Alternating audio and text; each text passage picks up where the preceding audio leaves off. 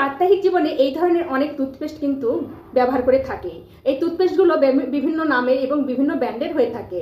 আমরা দোকানে যখন টুথপেস্ট কিনতে যাই তখন কিন্তু কনফিউজ হয়ে যায় এবং দোকানদারকে জিজ্ঞাসা করি যে কোন টুথপেস্টটা ভালো হবে।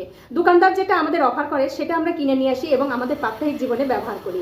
কিন্তু বন্ধুরা, আপনারা কি টুথপেস্ট কেনার সময় একটা জিনিস লক্ষ্য করেছেন যে টুথপেস্টের পিছনে ঠিক এই জায়গাটায় নিচে একটা চিহ্ন দেওয়া থাকে?